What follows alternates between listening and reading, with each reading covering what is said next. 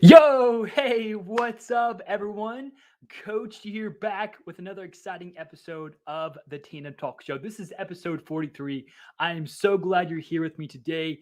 If you're watching with me live today, comment live below. We have a very new and exciting episode that I know that you're going to love.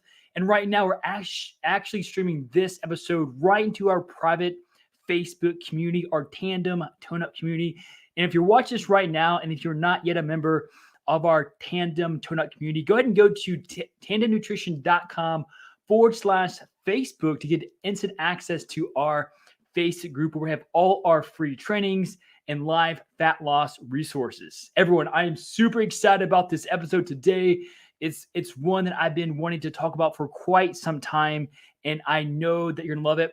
As I go throughout today's episode, if you have any questions at all, please comment below. I'll be more than happy to answer those for you. And let me know if you're getting value from today's episode as well. So today's episode, we're going to be talking about the 2 easy fixes to end nighttime cravings. So I don't know about you all, but one of my biggest struggles when I end up going through a diet, my last 4 or 5 weeks, is I face a tremendous amount of overwhelming cravings that is really hard to combat and to handle and ultimately to be consistent with as I approach my goal. Hey, if you're listening to this right now and you too have faced some type of hunger or cravings, comment hunger below. Let me know that I'm not the only one who has been facing these issues throughout a diet. I know they're very, very common. And so that's why I want to talk about today, not only because of my own experience and how to handle and master and ultimately conquer these cravings, but also how we help women within our private tone up community handle and conquer these cravings as well. I want you to take away from this episode some steps and strategies that you can take right now to be effective in being consistent with your goals as you go throughout each and every day. So, by the way, if you're new here, welcome. I'm so glad you're here.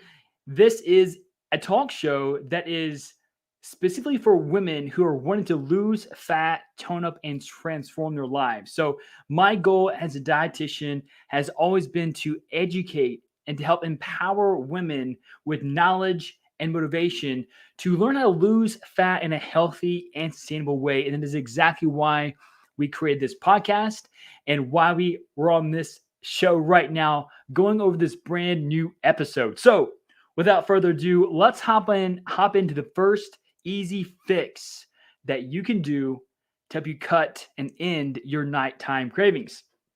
So first of all, we have to understand why cravings happen. Okay, why do cravings happen? Now, believe it or not, cravings are cues. Okay, so let me say that again. Cravings are cues.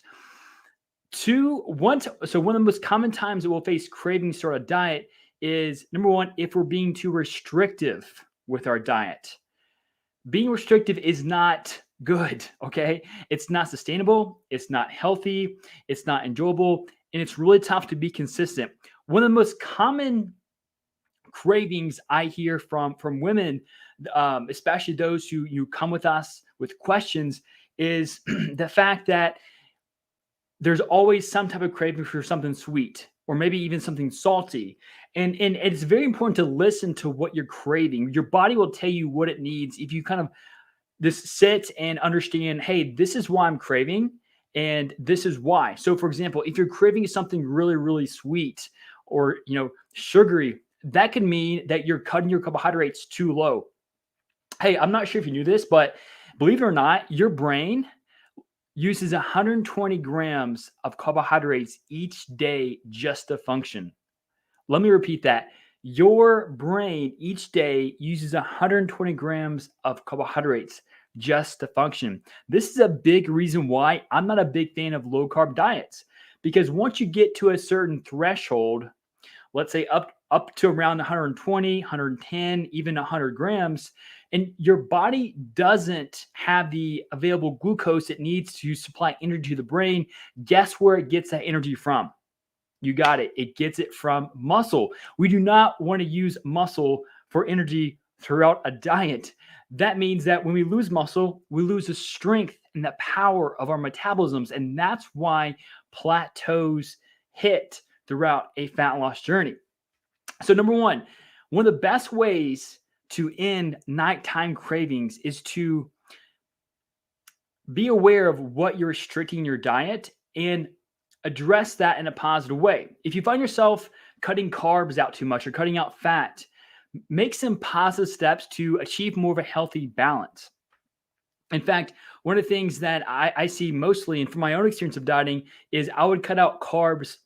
3 or 4 years ago, I did a really strenuous contest prep diet to get down to a very, very lean physique for a show. And I noticed that once I cut carbs, I immediately craved carbs. My brain was like, yo, I need some carbs super quickly. I was not performing well in the gym. And so my body turned on the switch. And all of a sudden became really consumed and focused on carb foods, like pancakes, sugar-free syrup, even fruit. Like I had this awesome habit of, and this is a really good way to curb your sweet tooth, but I love to freeze bananas. So at nighttime, I would love to freeze bananas, and then I'd get it out of the freezer at nighttime. I'd mash it up with a spoon. Then I would add some protein to it, and even some sugar-free syrup with some berries. I'd mix it all up, and that's a great way to curb any sweet tooth. So it's very important that you're not restrictive throughout your diet. That will amplify any types of cravings that you have. And also, what you restrict, it's going to persist. Okay. What you restrict, it's going to persist, meaning that, if you had that discipline now at this time to hold off on not giving in to some ice cream or maybe even some cake or some other of your favorite sweet type foods, know that there's going to be a point in time when that willpower is not there as much as it was, or that discipline is not the level that it was. We're all human. We make mistakes. We're never perfect. And so there's going to be a time where you're faced with this sweet food again, and you may overeat that. When you restrict something for so long, there's a much higher chance in overeating and binging, and that starts a really vicious cycle of binging and restricting and binging and restricting, and that never goes in a very positive way towards achieving a healthy weight loss goal or even achieving a healthy pattern of eating. So again, I want you to look at your diet right now. Think about things that you could be restricting and say, hey, I'm going to fix this today. Comment below. What's one thing that you're restricting that you're going to say, hey, Coach G, I commit to not restricting this. And by the way, when you're trying to lose body fat, you do not have to lose, or you don't have to give up any types of foods. There's no foods that will automatically make you gain body fat. There's not any foods that will prevent you from losing body fat. And as you know too, there's not any foods that will just make you lose body fat. So it's important not to develop or have this mindset that there's good foods and bad foods in your diet. Okay. There's nutrient dense foods like whole grains, fruits and vegetables, legumes, healthy fats, lean proteins, and there's foods that are non-nutrient dense, like more processed foods like cakes and waffles and like cereals. And those are okay to have as long as we have most of our calories coming from those nutrient dense options. So again, when you're trying to achieve a sustainable physique and be consistent with your diet, it's so important that you do not restrict any type of food or food group unless you're, let's say, allergic to that food. In that case, please do not eat that food, as that may cause some issues that could be harmful for you. So that's number one. One of the best ways right now to curb and end any nighttime cravings is to be aware of what foods you're restricting and go ahead and address that right away. Okay. Again, restricting any food group, as a dietitian, it is my belief, and I practice this every day, it is not healthy to restrict food groups from your entire diet. Like I have people who come to me, women ask me all the time, Coach G, like, what are your thoughts on intermittent fasting? Or what are your thoughts on keto? Keto is a great example, right? Or paleo. I think these are all effective modalities or diets for fat loss. Are they the best? No. Do they have any special advantage for fat loss, right? So does intermittent fasting have any advantage over any other diet that emphasizes a calorie deficit? I want you to think about that, because the answer is they do not. The tough thing is, and they do work just like any other diet that, again, emphasizes a calorie deficit. These diets do work, but they're very hard to sustain because they're so restrictive. Okay. Keto, you are eating very few carbs each day. And of course, intermittent fasting, there's no restrictive except for the time limit that you're allowed to eat in that eating window. So that's number one. Being aware of what foods you're restricting. Number two is a big one. And this is a mistake I see all the time, not only in those people who are a part of our community that ask us questions, but also people who just ask us questions, in real life and on social media as well. And it is, cravings come when the body senses a scarcity of food at extreme level. Okay, so let me put that in human terms here. Basically, if you're eating too few calories, your body will make you feel very hungry and it will give you insane cravings. Okay, so this can be seen two different ways. Number one, if your overall calorie goal or intake is too low, your body will have insane cravings. It's like, hey, what's interesting is that when you try to lose body weight and when you're in a calorie deficit, your body does not know that you're trying to lose weight for cosmetic reasons. It does not know that you're trying to lose weight to look better. What it does, it senses a threat to your survival. And because there's a lack of energy. And so what your body does to survive, your body is built to survive. What it does in turn, it down regulates a few hormones to help you conserve energy. Does it make you store fat? No, there's no such thing as survival mode. But that means that you have to keep eating less and less in order to keep losing more and more. And again, your body is saying, hey, go eat something. Like, one of the innate survival mechanisms is hunger cues and cravings. Like, when your body tells you it's hungry, it knows there's a scarcity of food. And it knows that to keep you alive, that you have to keep eating, which is why you get hungry. And it gives you specific cravings because it tells you what it wants you to eat, like especially carbohydrates. Because your brain, when you're not fat adapted through keto, your brain will look for carbohydrates, for glucose. Okay. So it's very important that we're not eating too few of calories. So what does too few of calories look like? Well, for most women do not need to be eating less than 1,200 calories per day. Now, if you're 5 foot, less than 5 foot, 120 pounds, maybe that could be a good calorie goal for you. And again, you probably don't need to lose weight either. But again, we start our clients off eating the highest number of calories possible while still being able to lose body fat. And that leads for more successful fat loss journeys that are more sustainable as well. Okay. Number two, this could look like throughout a workday. Let's say you have something really quick for breakfast, like cereal, and you get so busy that you just don't eat the rest of the day until you get home. Or you maybe you skip breakfast and you go have a quick lunch, and then you just don't eat until dinner. Not only will you be hungry, but you'll be from the stress. Stress will cause you to crave sugar as well. That will set you up for a dieting disaster. You're not only hungry, but now you're craving things because you're either stressed out, you're experiencing some emotions, you're not really sure how to handle this. And so, one, you're having these cravings, and the only thing you can think of is food. Hey, what can I eat?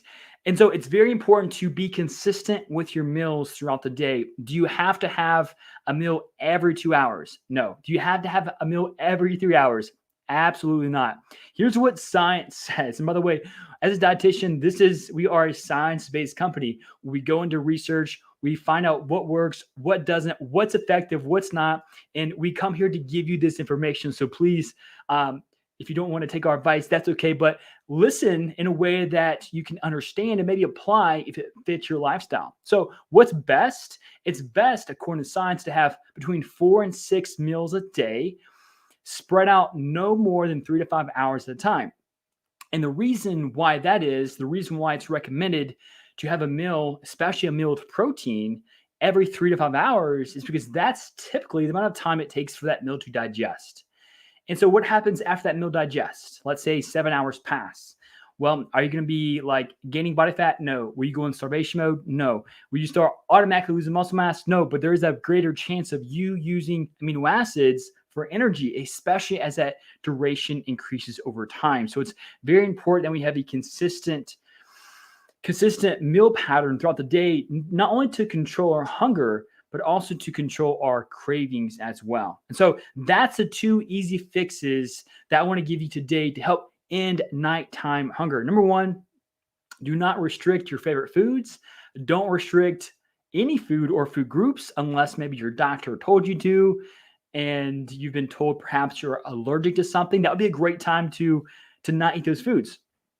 Number two, cravings can also hit if you're eating too few calories overall, or if you have an inconsistent meal pattern in which you either have breakfast and you don't really have any type of structured meals throughout the rest of the day, then you have dinner, or you skip breakfast, you have like a fast food lunch or a quick lunch. And again, you have a long gap between your next meal. That will heighten cravings and heighten the chances of you overeating and not sticking to your calorie goal. And that is a key to long-term fat loss success, being consistent in the calorie deficit, eating the foods that you love each and every day. So this is episode 43 of the Tandem Talk Show. If you found value in this episode, let me know below. Comment value, comment your biggest takeaway. Would love to hear from you.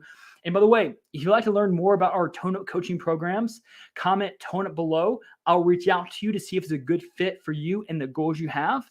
And if you're not yet a member of our private Facebook community, go to tandemnutrition.com/Facebook to get instant access to our awesome community where we have all our free fat loss resources, live trainings just like this, and a whole lot more. God bless you. Thank you for joining me, and I'll see you next Thursday at 2 p.m. Eastern Time.